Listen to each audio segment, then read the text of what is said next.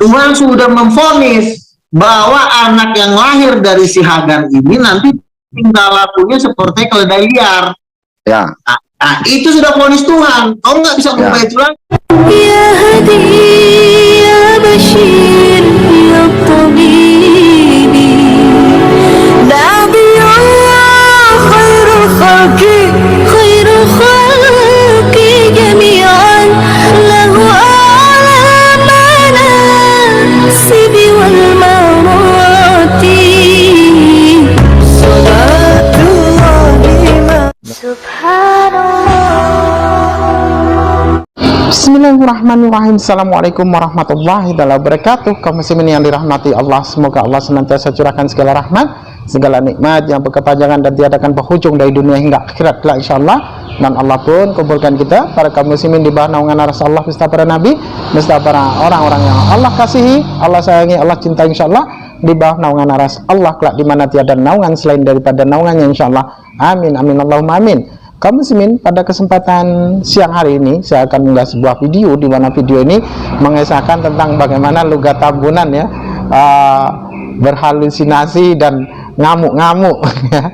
Namun nanti ada ini untuk part pertama ya, part 1, nanti ada part 2 nya yang dimana dia tuh ngamuk-ngamuk sampai berkata goblok-goblok kesurupan dia.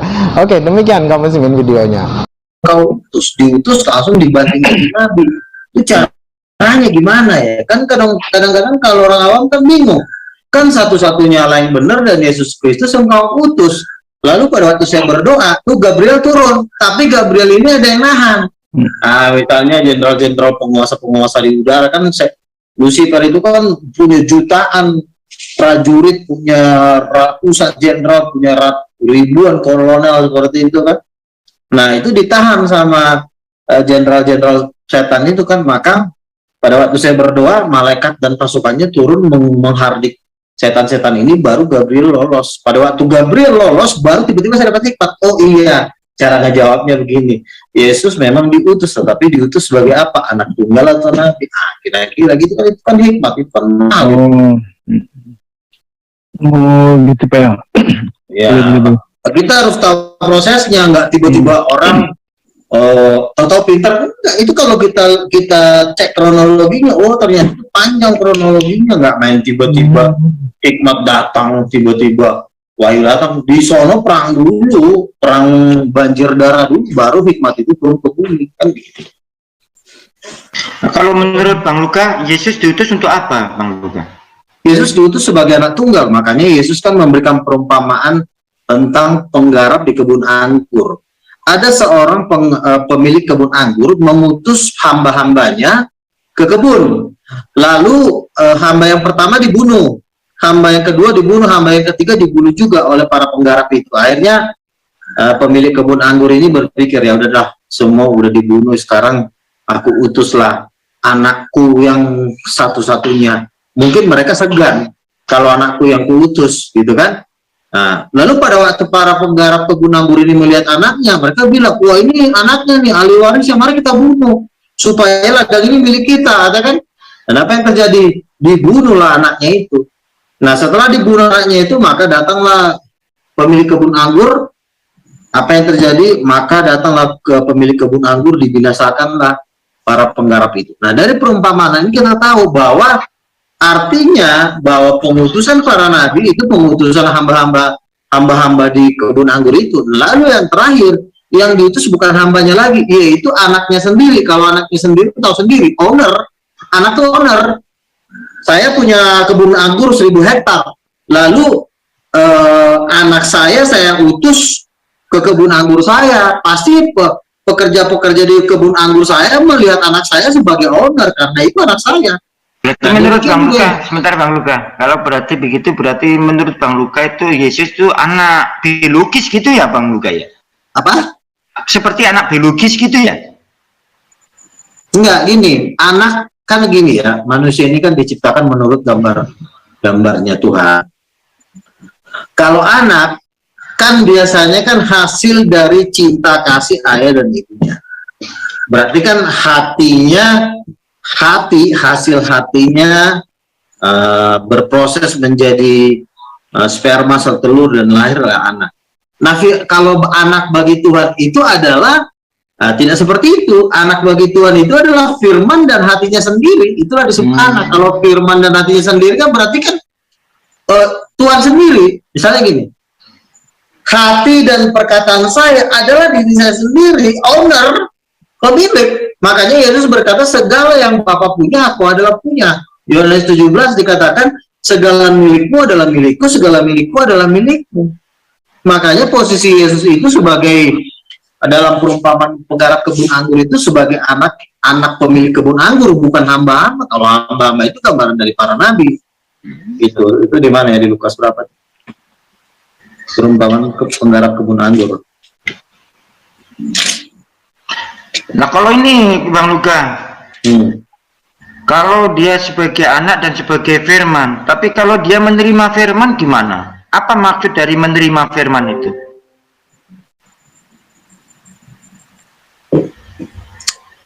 Kalau Yesus firman, menerima firman juga, artinya seperti ini.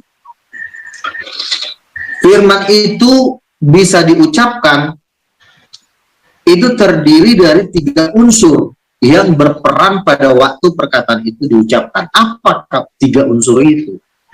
1, ide dari otak, ya kan? Nggak mungkin dong kamu bisa berkata-kata kalau nggak otak kamu dulu yang merancang, iya kan? Jadi perkataan itu unsur pertama adalah ide. Nah, lalu unsur yang kedua adalah terang. Firman itu sifatnya menerangi. Kalau kita ngomong kan orang kan jadi ngerti. Jadi secara rohaninya itu menerangi. Pertama, dia adalah sifatnya adalah ide. Misalnya mau diarahkan kemana, mau ditujukan kemana. Tetapi selain daripada ide, ada lagi unsur yang menyempurnakan firman itu adalah dari Yesus sendiri, yaitu terang itu. Jadi terang itu berasal dari Yesus sendiri. Makanya Yesus berkata, aku adalah terang dunia. Yesus tidak berkata, Bapakku adalah terang dunia. Jadi ada poin-poin Yesus menceritakan dirinya, ada juga poin-poin Yesus menceritakan Bapaknya. Kalau kan gini Bang Lukas, sebentar. Firman itu yang diterima kan dari Bapa. Berarti kan dia menerima. Bukan Yesus itu sendiri sebagai firman. Kalau menurut perkataan Yesus ya, kan segala firman telah diterima.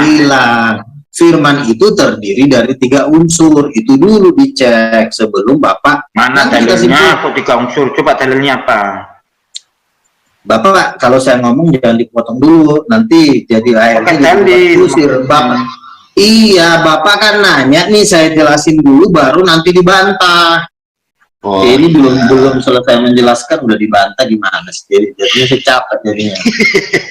Saya nggak mau dengerin juga nggak masalah, udah banyak yang dengerin saya, ya kan? Gini, jadi kan saya bilang perkataan itu terdiri dari 3 unsur. Ini siapa lagi sih?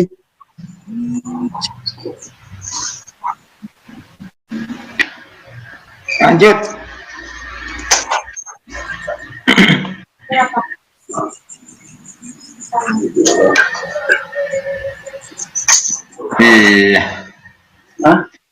Oh, lagi ada tamu dia.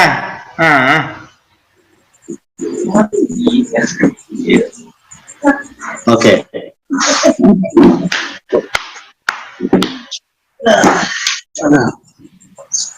Jadi kata Lilita, dia mau bikin 7 hari jadinya. Sorry tadi ada yang telepon. Oh iya. Wah, ada Kang Mimi juga masuk ini. Assalamualaikum warahmatullahi wabarakatuh. Selamat malam Kang Mimi, Bos. Oh, selamat malam semuanya. Lanjut bang, aku nyimak bang. Oke, ya silakan. Ya, jadi kan firman yang diucapkan itu terdiri dari bersama. Nge-live juga, Mimi Bos, nge-live juga. Iya bang. Lanjutkan Kang Luba. Lanjutkan Kang Luba. Jadi firman itu terdiri dari 3 unsur. Pertama, kan kata-kata ini bisa berkata-kata kan karena kita mikir dulu baru ngomong. Berarti ide, 1 poin ide. Nah, setelah kita mikir ada lagi yang melengkapi firman itu, yaitu terang. Terang itu sifatnya menerangi. Dengan kita berkata-kata, maka semakin jelas pengertiannya. Nah, terang ini bukan berasal dari Bapa, tetapi berasal dari Yesus sendiri. Makanya ide itu dari Bapa. Makanya Yesus berkata, pengajaranku bukan dari diriku. Itu bukan kehendakku. Apa yang ku dengar, itulah yang ku katakan. Berarti 1, firman itu dikendalikan oleh ide Bapa. Nah, tetapi ide Bapa ini tidak cukup. Harus ada cahaya dan kebenaran. Nah, ide Bapa ini kan kalau nggak benar juga kan nggak ada gunanya. Nah, kebenaran itu bukan dari Bapa, itu dari Yesus. Makanya Yesus berkata Yohanes 14 ayat 6, aku adalah kebenaran dan hidup. Jadi perkataan itu terdiri dari idenya Bapa. Terus yang kedua, cahaya, kebenaran, hidup itu berasal dari Yesus, bukan dari Bapa.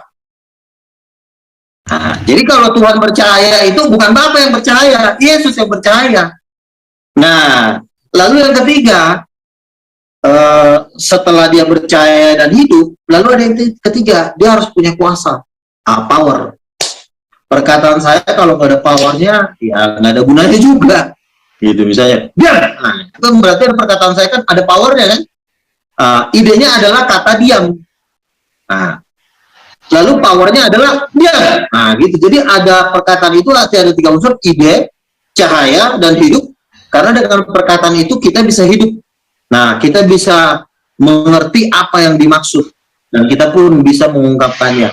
Lalu yang ketiga adalah power. Nah, yang dimaksud dengan Yesus berkata, aku menerima firman darimu, itu artinya Yesus menerima ide dari Bapa, lalu ide itu dihidupkan oleh kebenaran dan cahaya Yesus. Tetapi karena ide dan Bapa ini satu, jadi Yesus berkata, aku menerima firman darimu. Gitu. Paham nggak? Atau saya tambahin lagi di sini. Atau saya tambahin, gini loh Kang. Bentar. 1 poin lagi saya tambahkan. Sama seperti misalnya sperma masuk ke sel telur, jadilah anak, ya kan? Lalu kita tidak bisa mengatakan bahwa anak ini adalah anak bapaknya, bukan anak mamanya, nggak bisa, karena menyatu. Sel sperma dan sel telur itu adalah sudah menyatu menjadi anak. Demikian juga ide dan cahaya sudah menyatu, jadi kita nggak bisa mengatakan ini adalah perkataan, ini adalah anak bapaknya. Terus mamanya mana? Nggak ada mamanya, cuma bapaknya aja. Nah, terus keluar dari mamanya kok. Nah, sama seperti firman. Firman yang kau terima dari Bapa itu artinya firman itu adalah sudah bergabung di situ, adalah cahayanya dari Yesus, udah bergabung juga ide dari Bapa. Jadi kalau Yesus berkata, aku telah menerima firman, bukan berarti Yesus tidak punya unsur di dalam firman itu. Paham? Oh, iya. Iya, tapi kan dirinya Yesus sendiri yang menyatakan bahwa dirinya mendapatkan firman bahwa apa yang bisa berbuat apa-apa dari dirinya sendiri. Semua itu ada dari Tuhannya. Berarti kan Yesus menerima, bukan Yesus itu sendiri. Dengerin kan saya bilang, aku tidak dapat berbuat apa-apa dari diriku. Yesus itu cuma sumber cahaya, bukan sumber ajaran. Ajaran itu semua dari Bapa. Tetapi ajaran itu kalau tidak ada cahayanya, ajarannya juga jadi tai kucing. Paham nggak? Misalnya gini, Bapak ngasih ajaran, tapi di dalam ajaran itu tidak ada kebenaran sama sekali, bohong semua, kan tidak ada gunanya. Nah, kebenaran itu bukan milik Bapak, kebenaran itu milik Yesus. Makanya ajaran Bapak harus bergabung dengan ajaran Yesus, baru namanya firman yang sempurna. Kan kebenarannya kan ada di Yesus, bukan di Bapak. Pernah nggak Yesus ngomong, Bapakku adalah kebenaran? Nggak ada. Berarti itu semua kebenaran kan dari Bapa yang diajarkan kepada Yesus. Gimana men? Kan kamu sendiri yang bilang, Bang Luka bilang, Semuanya itu dari Bapa. Berarti Yesus cuma menyampaikan, bro. Begini, Itu secara logika gimana ya? yang Erwin, semuanya dari Bapa. Artinya ide-idenya yang dari Bapa, bukan powernya, bukan kebenarannya. Kan makanya kan Yesus kan mengatakan ajaranku bukan dari diriku, ajarannya yang bukan dari diri Yesus. Tapi kebenarannya dari mana? Kebenaran ajaran itu dari siapa? Bukan dari Bapa, dari Yesus. Lah, kok kebenaran itu namanya? Semua ajarannya dari Bapa, kebenarannya kok di Yesus. Semua ajarannya dari Bapa itu mengajarkan kebenaran. Bukan Ya, bulat, Pak. mana sedangkan Yesus menerima kebenarannya dari mana? Dari Bapaknya. Makanya baca firman itu yang teliti. Ya, perhatikan dulu, jangan dijawab dulu ya. Yesus berkata, "Aku adalah kebenaran." Yesus tidak pernah berkata, "Bapakku adalah kebenaran." Tetapi Yesus cuman sejuta kali cuman berkata cuman. Perhatikan kata cuman. Ajaranku dari Bapa. Tetapi kebenaran itu bukan dari Bapa, kebenaran itu dari diri Yesus. Makanya Yesus dan Bapa itu tidak bisa dipisahkan. Kalau dipisahkan hancurlah. Sama seperti mata. Mata berkata, aku tidak butuh mulut. Mulut juga berkata, aku tidak butuh mata. Ya gila lah lama-lama. Kan dia benar toh. Karena apa ajarannya Yesus itu kan dari Bapa. Berarti kebenarannya Yesus itu dari Bapa. Bapak jangan langsung banting. Yesus cuma berkata, ajaranku dari Bapa. Stop dulu. Ajaranku dari Bapa. Oke, 1 poin ya. Ajaranku dari Bapa. Pertanyaannya, kebenaran dari ajaran itu dari Bapa apa dari Yesus? Kebenaran pengajaran itu dari Bapa yang disampaikan kepada Yesus. Salah besar. Untuk kan gini, akulah jalan dan kebenaran. Kebenarannya dari mana? Dari Bapa. Untuk menuju kemana? Ke Tuhannya. Salah, bukan begitu. Ya gitu, namanya jalan. Jalan itu namanya menyampaikan. Jalan seandainya Bang Luga mau ke Surabaya lewat jalan, itu karena jalan. Kalau kamu salah jalan berarti nggak ke Bapa. Betul Nah, kan? Terus ya betul. Dari jalan kebenaran inilah yang dibawa oleh Yesus. Ajarannya dari mana? Dari Bapa. Bapak jangan di sini, jangan main ambil kesempatan dalam kesempitan. Jadi gini, Yesus kan berkata, aku ini jalan. Ya, Yohanes 14 ayat 6. Lalu ada kata dan. Bapak jangan langsung dannya dibuang, jangan, nanti Bapak mati. Aku adalah jalan dan dannya jangan dibuang. Kalau Bapak buang dannya jadi jalan kebenaran, Bapak mampus nanti. Hati-hati. Iya dong. Kan dikatakan aku adalah jalan dan kebenaran. Berarti Yesus itu apa? Kebenaran. Nah, kalau Yesus kebenaran, Bapak jangan paksain Bapak adalah kebenaran, Bapak bisa dipotong nanti. Bapak bisa dibunuh. Iya dong. Loh, Yesus berkata aku adalah kebenaran, Bapak dilanjutkan dan hidupnya dilanjut Bang Luga. Iya, yang hidup juga Yesus, bukan Bapak. Bapak mati. Nanti Bapak mati karena hidup itu Yesus. Makanya Yesus itu adalah firmannya Bapak. Itu nggak bisa dipisahin, dodol. Gini loh Bang Luga, kalau Yesus yang hidup berarti Bapak mati apa hidup? Makanya Bapa dan Yesus itu satu. Kan Yesus kan sudah berapa kali ngomong ke conggoran kau, aku dan Bapa itu satu. Satu apa? Ya satu, firman sama firman sama dirinya kan nyatu itu. Nah, kalau firman yang diterima gimana? Kan tadi saya udah ajarin lagi, kembali lagi ke ajaran yang tadi yang ku ajarin ke kau. Emang kau nggak dengar firman itu terdiri dari 3 unsur. Ini laga nih. Halo, ini laga. Live ada 9 channel yang live kan itu, termasuk ini itu. Coba dibaca ini ya, Nabi Rong ini satu ini. Iya. Inilah hidup yang kekal itu, yaitu bahwa mereka mengenal Engkau satu-satunya Tuhan yang benar. Jadi Betul. kebenaran itu di Tuhan ini, Theos itu, Bapa itu atau di Yesus ini?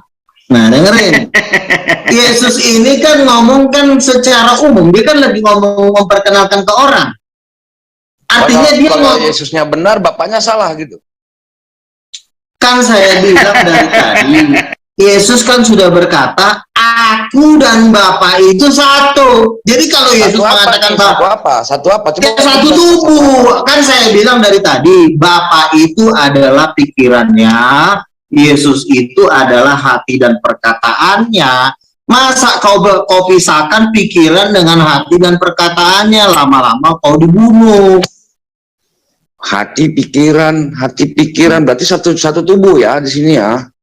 Makanya Yesus berkata aku dan Bapa. Kan Yesus itu kan firman dan perkataannya. Emang firman dan perkataannya bisa dipisahin dari diri saja. Misalnya 14 ayat 10, aku di dalam Bapa, Bapa di dalam aku. Itu nah, betul. Oke. Kalau kita identifikasi di dalam PL 2 Tawarik 6:18, pantaskah Bapa tinggal bersama manusia di bumi? Sedangkan langit yang mengatasi langit sekalipun tidak akan memuat engkau, wahai Bapa. Tahan. Mazmur 94 ayat 6. Bapa maha besar. Tahan lagi. Yohanes 10:29. Nggak masalah itu, nggak masalah. Yang dulu, masalah ini. Kau pikir nggak masalah ini? Yohanes 10:29. Dia lebih besar dari siapapun. Bapa lebih besar dari siapapun.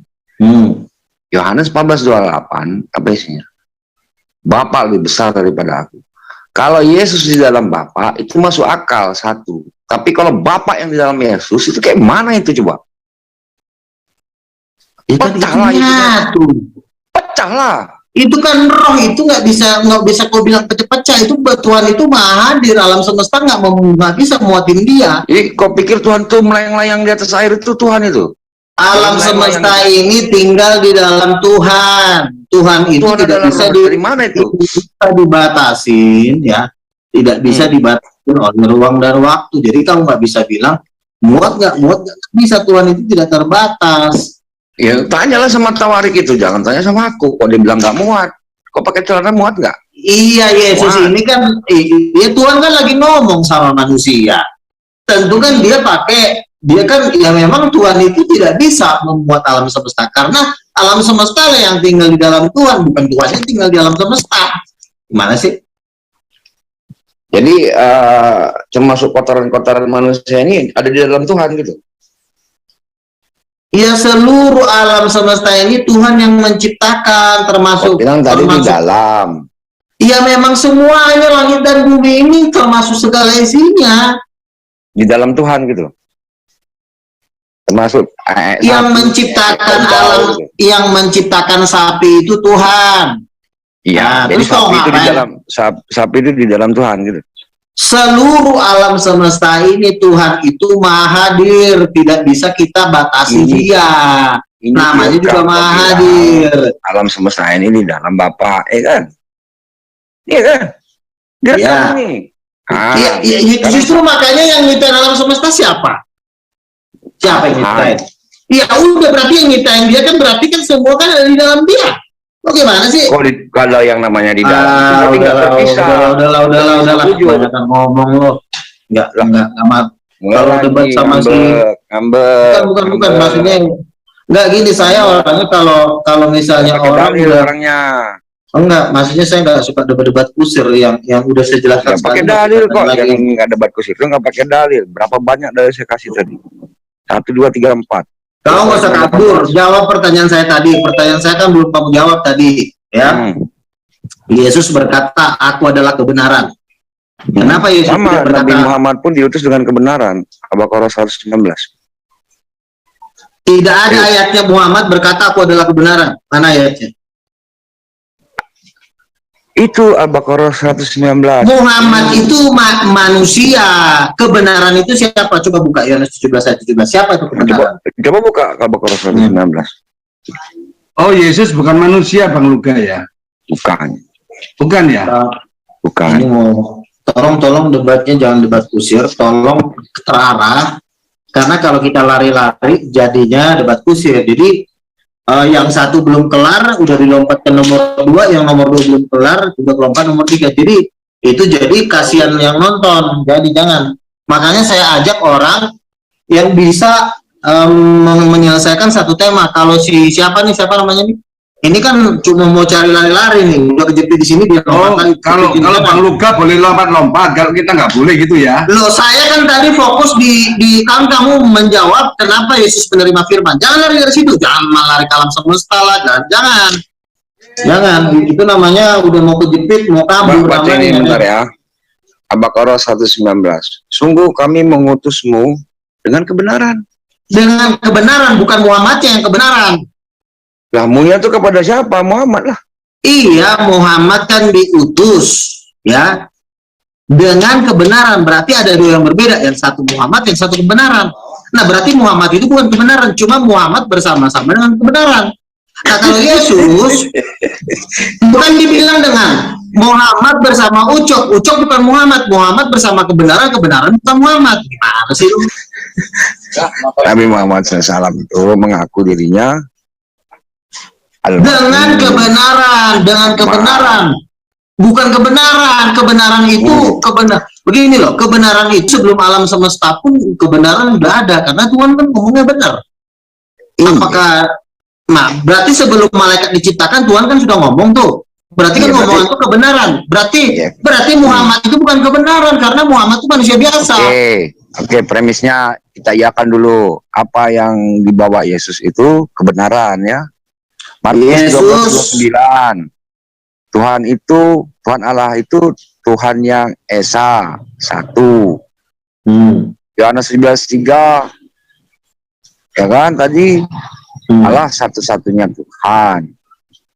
Ya kan?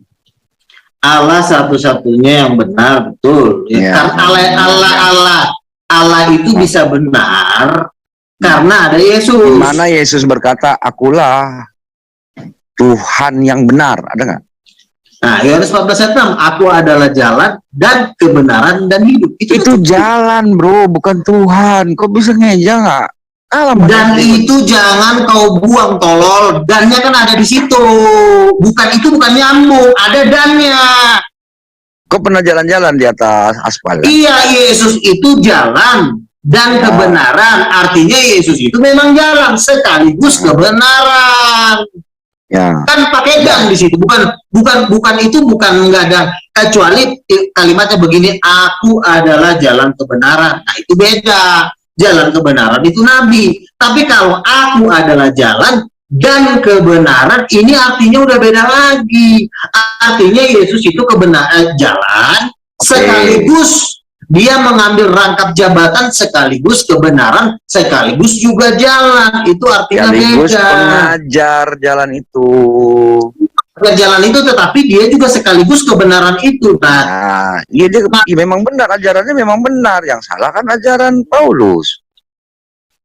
Kok jadi lari ke situ, udah giliran ke ya kan memang begitu. Misalnya begini ya, Yohanes 14:12, kerjakanlah seperti yang aku kerjakan. Yohanes 13:15, padanilah aku. Kan gitu. Sekarang aku tanya sama kamu sendiri, tapi dari bangsa. Sekarang aku tanya sama, sekarang aku tanya, ya, ajaran itu kan ajaran kan banyak nih.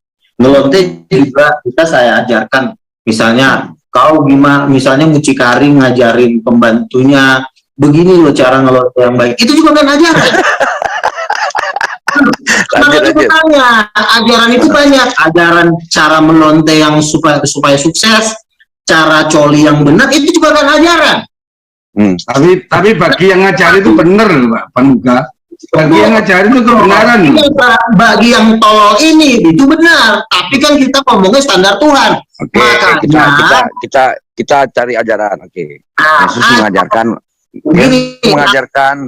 Yesus mengajarkan kerjakanlah seperti yang aku kerjakan. Iya, makanya begini ya, ajaran Bapak ini butuh yang namanya kebenaran.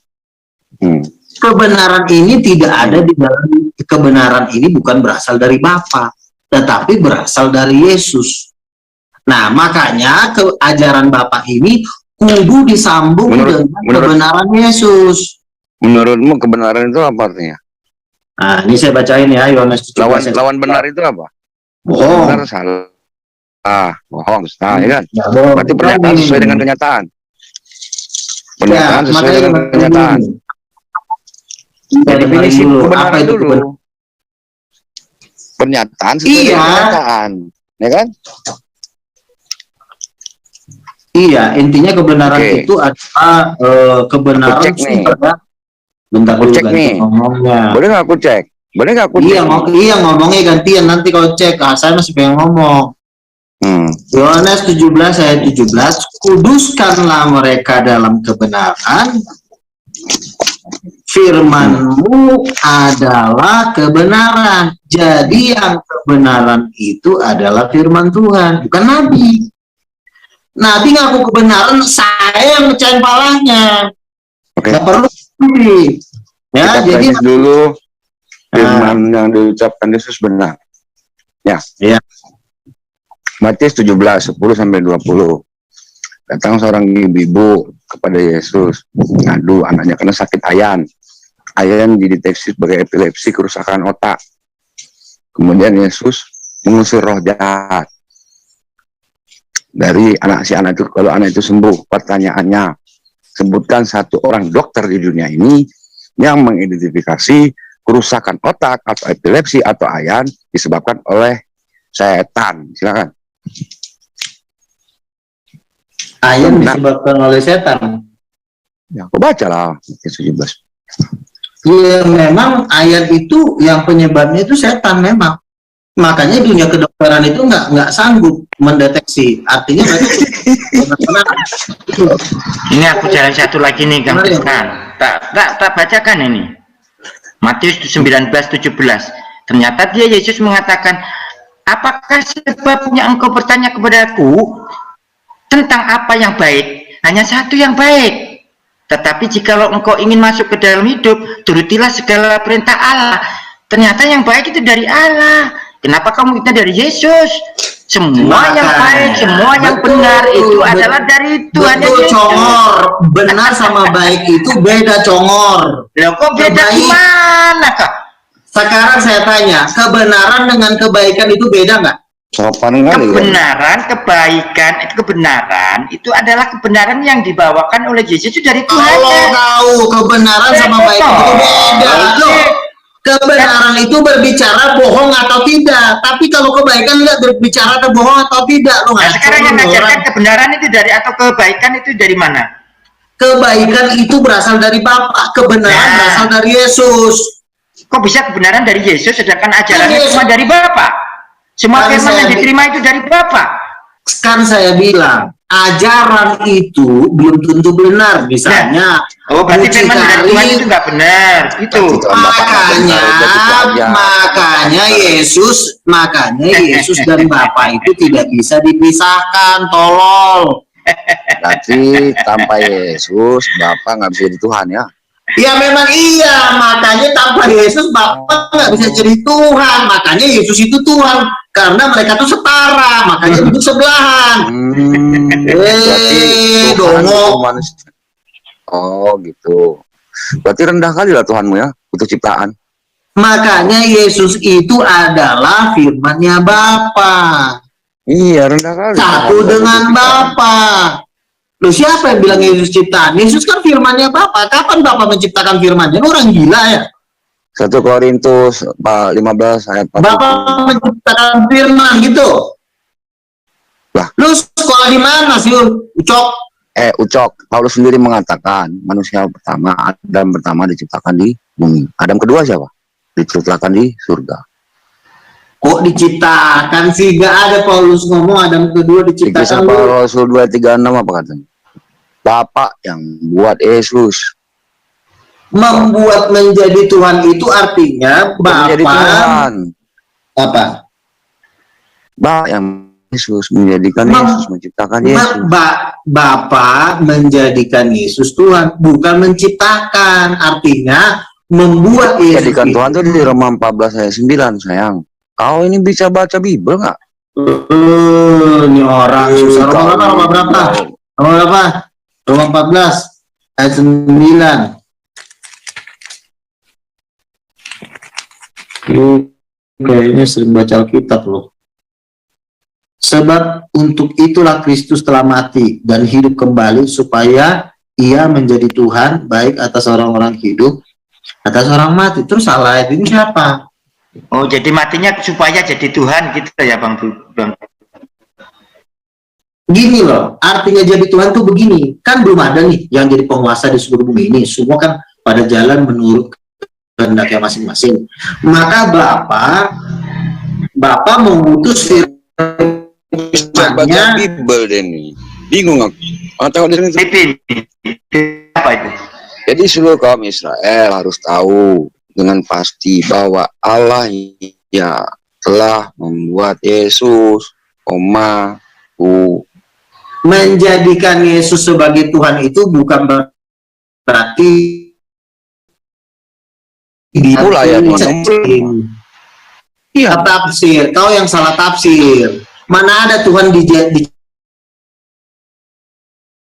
membuat suatu kerajaan dan kerajaan ini adalah Tuhan, itu wajar, tapi bukan menciptakan. Menjadikan itu artinya men-setting sebagai raja, memberikan kuasa kepada Yesus sebagai raja, bukan menciptakan Yesus. Siapa yang menjadikan raja Yesus? Kepada anaknya Yesus menjadi raja. Yang menjadikan siapa? Oh, baca lagi. Oh, ini bisa baca itu. Coba baca ini apa? Iya, tapi kan saya bilang. Iya.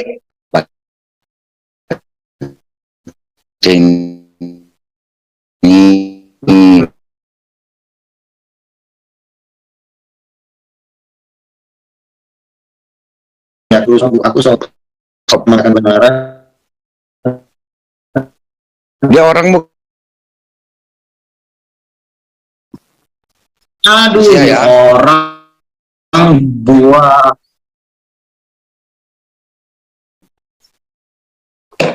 banyakan makan ini. Kenapa Tuhan mati? Manusia ini. Supaya semua manusia harus percaya tidak ada yang langgeng di dunia ini, tidak ada yang tidak hancur. Tuhan saja mati. Tuhan saja mati. Kok bicara nggak sesuai? Lo tahu inkarnasi nggak? Inkarnasi itu artinya roh Tuhan meminjam tubuh manusia supaya dia bisa minjamnya berapa? Bukannya bulan bang Bus, bunganya berapa?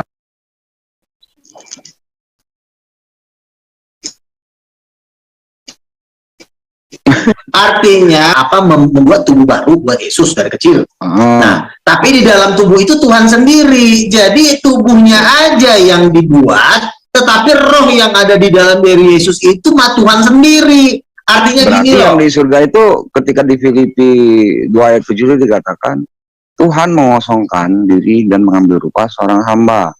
Berarti di surga kosong dong, nggak ada roh. Dia mengosongkan diri artinya pada waktu Yesus itu dia kan rohnya udah sama Yesus, roh Tuhan itu. Roh Tuhan itu tidak bisa dibatasi, dia tuh maha hadir. Makanya kalau kita berdoa di sini di Arab Saudi bisa sembuh, berdoa tapi tidak bisa sembuh. Ayatnya bukan mengosongkan diri, menggandakan diri harusnya, bukan mengosongkan diri. Itu benar tuh, mana peceng tuh menggandakan dia diri. Itu artinya mengosongkan diri, artinya dia merendahkan diri, tidak menganggap sebagai Tuhan, tetapi dia udah datang sebagai tukang kayu. Dia tidak datang dengan segala kecemerlangannya. Sebentar Bang Luka, yang mengosongkan diri Tuhan apa Yesus? Yesus itu kan Tuhan sendiri, yang jadi manusia kan namanya yang mengosongkan diri. Ya berarti kan kosong, bukan menggandakan loh ya. Kalau mengosongkan diri kan tidak ada lagi. Kalau menggandakan diri itu baru saya percaya. Mengosongkan diri itu artinya menganggap menganggap kemuliaannya itu tidak dianggap lagi karena dia udah jadi manusia. Ganti aja. Tidak dikawal lagi dengan hutan malaikat. Matius Itu aja. ayat 9, kau ganti aja doanya. Jangan doa Bapa kami, doa Yesus kami. Bapaknya udah nggak ada kok, udah pindah ke Yesus rohnya. Yang jadi manusia itu firman, tolol, bukan Bapak. Kejang-kejang kan.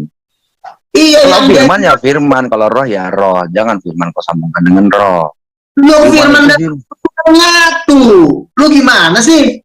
apa? Firman itu telah menjadi, iya, yang jadi manusia kan bukan Bapa. Bapa itu tetap surga ada, di seluruh alam semesta ada. Roh Kudus juga ada di langit, ada di bumi. Tapi katanya dalam diri Yesus ada roh Bapa. Berarti Bapa hilang lah dari surga. Kayak mana, Bro? Pikir. Bapa itu tidak bisa dibatasin. Dia bukan tinggal di surga, surga yang tinggal di dalam dia. Surga tinggal di dalam Yesus. Ini bukan sansan, Bro, nih. Itu maha hadir, dia tidak bisa dibatasin kayak kamu nih. Kalau kamu dikunci di kamar mandi, kamu nggak bisa keluar lagi. Tuhan tuh nggak kayak gitu. Dia tidak tinggal di dalam surga, tapi seluruh alam semesta dan surga tinggal di dalam dia. Jadi lo nggak bisa katakan Bapa di surga, Bapa kan dikatakan bahwa langit ini tidak bisa memuat Tuhan. Lo nggak bisa batasin kalau Yesus turun di surga itu kosong. Lo jangan berpikir bodoh seperti itu. Jadi menurutmu yang maha hadir itu Bapak gitu? Nah, aku bacakan ayatnya. Ketiganya maha hadir. Aku sekalipun secara badani tidak hadir, tetapi secara rohani hadir aku. Ini Paulus mengaku maha hadir, sama kayak Bapak. Ini gimana? Bukan, artinya si Paulus itu mengatakan aku ini udah bentar lagi udah mati. Tetapi mereka itu dengan tulisan-tulisannya, dengan ajaran-ajarannya kan masih menyertai, bisa menuntut mereka. Kalau yang nggak punya Bible kayak mana? Di rumahnya? Ya dia bisa minjem Bible tetangga. tetapi Paulus itu tidak maha hadir. Saya kasih contoh. Kenapa Paulus tidak maha hadir? Coba kau berdoa mengusir setan atas nama Paulus. Pasti setannya nggak lari karena Paulus itu sudah di sorga. Dia nggak mungkin lagi dia turun ke atas nama bumi. Yesus bisa keluar nggak rohnya? Kalau dibilang setan diusir atas nama Yesus, satu setan yang ada di Ciamis bisa kabur, padahal Yesus sudah di sorga. Kenapa setannya? Bentar dulu, biar orang tahu. Bentar dulu. Kamu mau nggak mimpin UKUK di TV One? Aku ajukan nih. TV One ada kawanku di situ. Mau? Kenapa harus ngomong UKUK? Debat di TV One aja kalau memang lo berani. Ya, lu debat. Kita bilang mengusir roh dalam nama Yesus. Mengusir roh Tuhan. Kenapa nggak bisa? Mengusir roh Tuhan dalam nama Yesus, kau bilang bisa, ya kan? Nah, kita bikin acara UKUK. Pesertanya siapa kira-kira? Penuh Peceng mau nggak? Sanggup, siap. Nah, tuh banyak pesertanya nih. Kita masuk ke kuburan. Nanti kalau kerasukan, bisa nggak kalian usir pakai nama Yesus yang kerasukan? Kita tes. Kemarin ya, bos kamu. Di live lah. Jangan rekaman. Kemarin bos kau kan Sinandar itu, ya, Sinandar itu kan dia baca ayat Al-Quran di depan saya. Saya getok palanya sampai dia mau ketakutan. Bang, jangan gitu dong, Bang. Suara abang jangan keras-keras katanya. Loh, kan lu mau bacain Al-Quran sama gue, lu pegang ini gua. Lu cepet cabut, tolong. Nah, berarti kan kalah Quran lu. Kalau suaramu diadu sama suaraku gimana? Suaramu diadu sama suaraku gimana? Ya sekarang kan dia kan ayo ditupui, saya tupui nih suaramu. Diadu.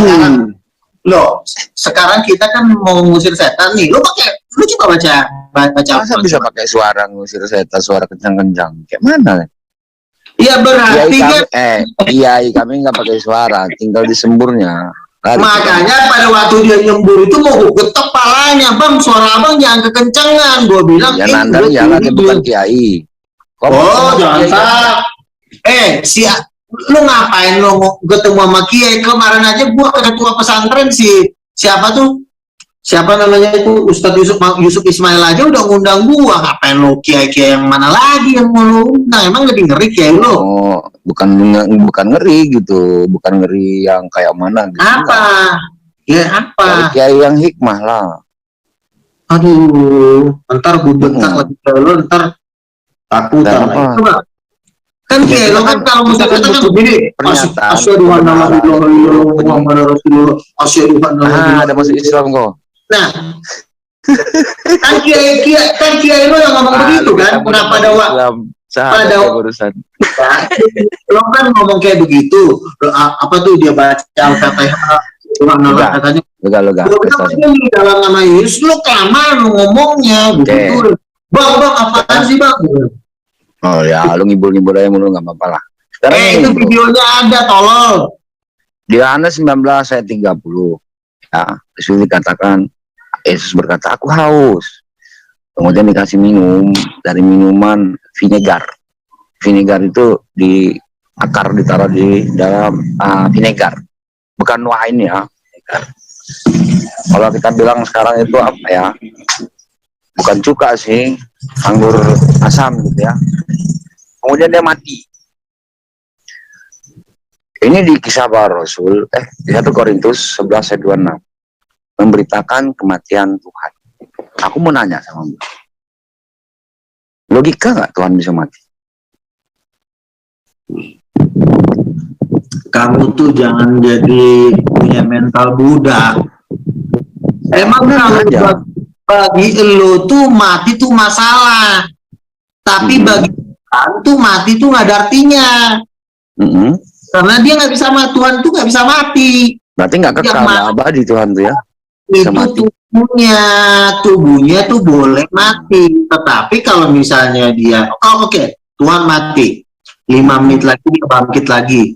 Terus 10 menit lagi. Berarti hilang predikat maha kekalnya. Hilang lah maha abadi. Boleh bilang bagi lo tuh mati masalah, bagi Tuhan tuh mati itu seperti tai. Paham gak lo? Kata Tuhan dia kan maha kekal kan? Maha abadi kan? Nggak bisa mati-mati kan? Gitu. Yang mati itu adalah tubuh Ucok, bukan rohnya. Tubuh, berarti sama aja mati lah. Kalau tubuh itu mati, nggak masalah ya. Tadi kita sepakat, itu orang, manusia, sepakat kita. Apalagi? Nah, kalau dia lepas dari tubuhnya, Lukas 23 ayat 46, ya Bapak, ke dalam tanganmu lah aku serahkan nyawaku. Iya, emang lu kira pada waktu Yesus mati 3 hari, emang Yesus ngapain buat aja? Ya lepaslah nyawanya dari tubuhnya, mati. Iya, ngapain dia selama 3 hari, ngapain? Nginjil di tolol. Dia turun mau dia di Petrus itu, kok gak lihat? Setelah dia nginjil, mecahin kepala setan. Sekarang kalau lo mati kan beda. Lo mati pala lo yang dipecahin. Kalau Yesus mati pala setan yang dipecahin. Di Markus 15 ayat 19 kok kepala Yesus yang dipecahin sama Romawi. Mana pala yang dipecahin? Ada kok ayatnya bahwa tulangnya tidak ada yang dipatahkan. Kalau mereka memukuli kepalanya pakai bulu. Iya, pakai bulu mah nggak apa-apa, asal jangan patah tulang-tulangnya. Nah, ini anak gak bisa debat. Asal jangan patah tulang-tulangnya gimana? Kan tulang Yesus kan nggak ada yang dipatahin karena mati di luan. Gimana? Pilatus saja kaget kok mati di luan Yesus. Iya kan, makanya kan karena udah tertulis satu pun tulangnya tidak boleh dipatahkan. Itu perbuatan tidak boleh. Bukan tidak boleh. Mereka, nggak bisa baca, nggak pernah baca kitab bukan? Karena dia mati di luan nih. Bukan mati duluan, karena kitab suci sudah bernubuat. Iya, tapi kan kita dua perampok lain. Dia yang mati duluan. Iya, terus kalau mati duluan kenapa? Ya ngapain dipatahin kaki? Pak, tulang kakinya kalau mati duluan. Udah, intinya setelah dia mati 3 hari kemudian dia bangkit. Ya, jadi bangkai 3 hari kan? Ya nggak masalah, yang penting itu bangkit. Punya orang otak budak nih anak satu nih. Yohanes 20 ayat 2, mayat Tuhan dicuri. Ya emang kenapa dicuri? Yang penting kan bangkit. Ini orang gobloknya bukan main ya. Ini namanya dicuri, siapa yang nyuri? Pokoknya mau dicuri kek, mau dirampok nggak masalah, yang penting dia tuh bangkit naik ke sorga. Bangkai kali. Bangkit kok bangkai. Dia itu bangkit dari antara orang mati naik ke sorga hidup-hidup, makanya Waktu dia jadi bangkai itu, waktu dia jadi bangkai itu dia Tuhan nggak, bro? Tuhan, makanya dia turun ke neraka, dipecahin kepala setan di situ. Berarti yang pernah jadi bangkai itu kok sembah gitu. Berarti kok nyembah bangkai. Kan dia udah naik ke sorga, tolol. Kalau bukan main orang coli aja, bukan lo dicolin, jangan titik lo coliin. Oke. Kita cari pernyataan sesuai dengan kenyataan gitu kan. Di Matius 17 ayat 20, iman sebesar debu bisa memindahkan gunung. Gimana itu? Udah gantian dulu sih. Bukan, kau pernah mindahin gunung nggak? Mindahin gunung itu tentunya gunung aja belum tahu kok mindahin.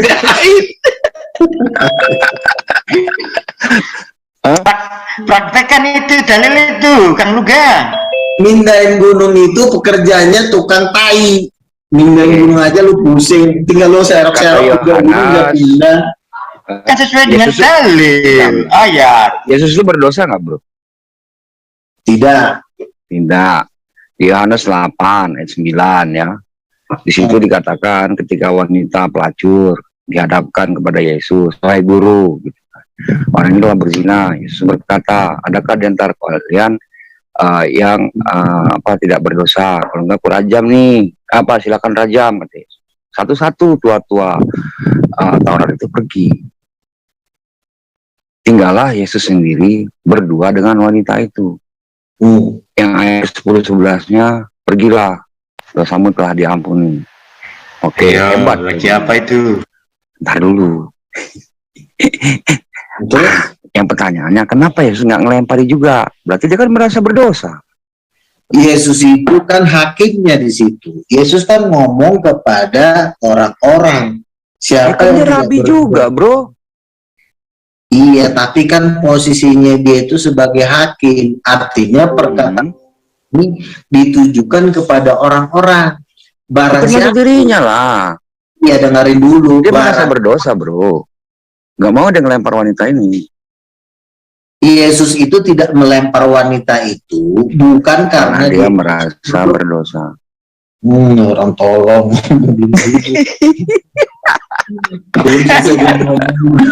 Loh, di Matius 6 ayat 12 ya, Bapak ampunilah dosa kami.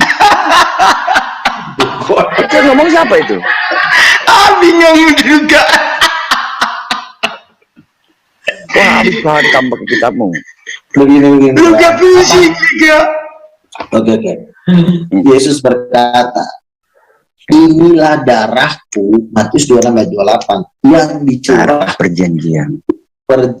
Darah perjanjian, artinya darah Yesus ini sudah dinubuatkan dari zaman Musa, yaitu domba yang disembelih untuk pengampunan dosa. Jadi darah Yesus itu untuk pengampunan dosa. Tidak bisa darah yang kotor tai mengampuni dosa orang.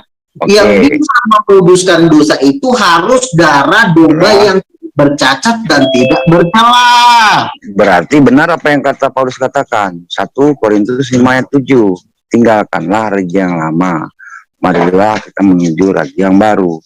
Sebab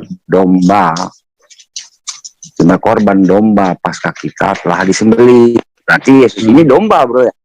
Sama kayak binatang. Simbol. Lo tau simbol kan?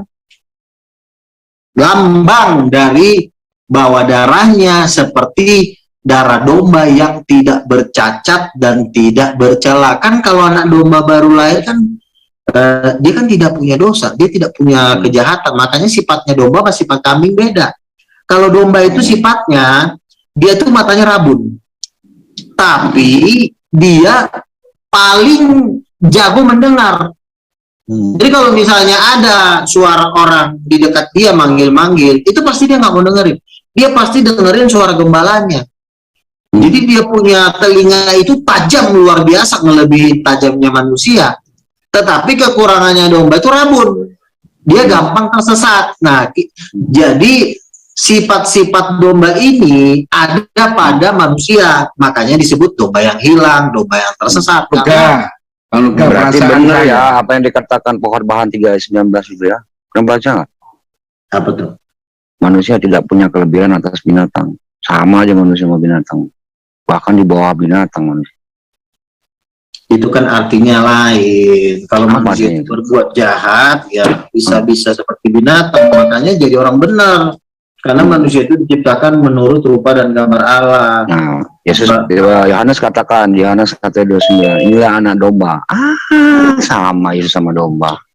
Iya, artinya anak domba ini kan sifatnya yang bagus adalah dia domba yang dipersembahkan itu, satu, persyaratan domba yang harus dipersembahkan kepada Tuhan.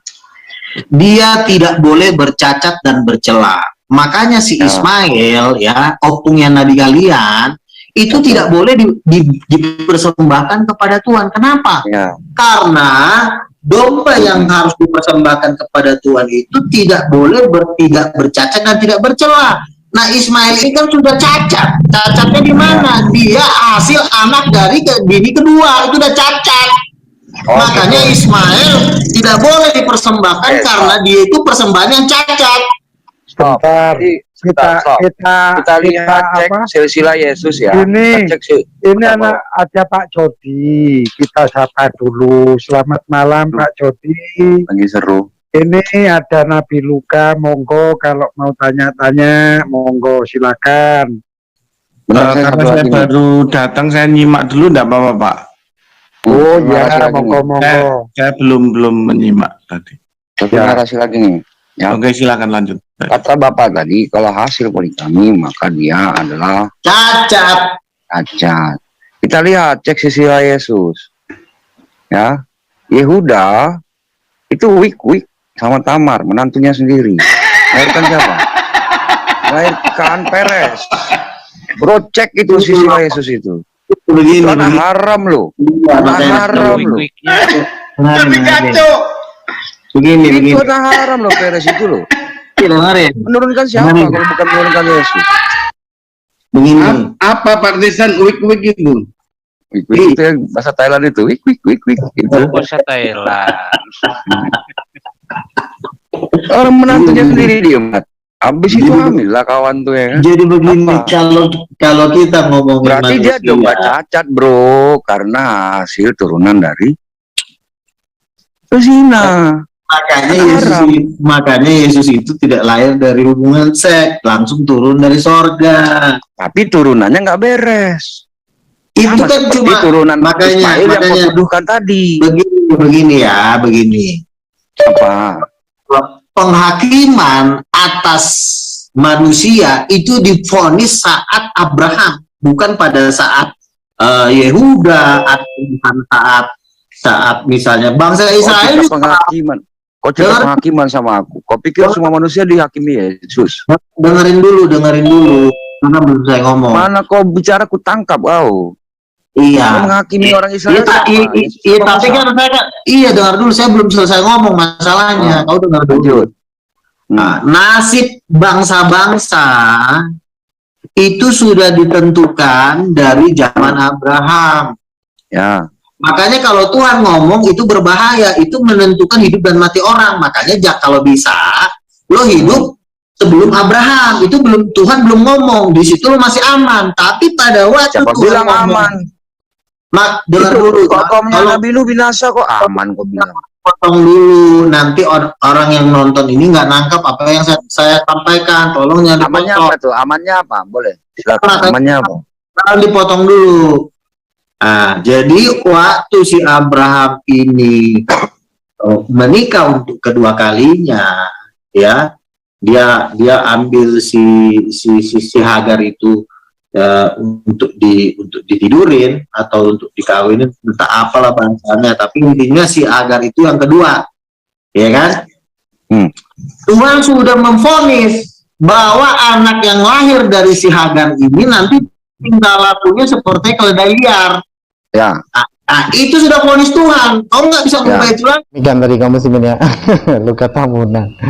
Aduh, orang yang mengaku nabi lah, inilah itu ya, penginjil, tapi ya itulah tadi penginjil jalanan yang dimana ya hanya asumsi ya dari dahulu hingga saat ini, malah semakin tidak karu-karuan ya. Semakin tua bukan semakin masa, malah semakin error otaknya.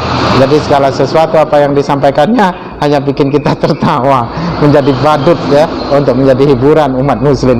Oke, demikian saja kaum muslimin yang dapat saya sampaikan. Saya Rubi Desani. Wassalamualaikum warahmatullahi wabarakatuh. Ya Hadi ya Bashir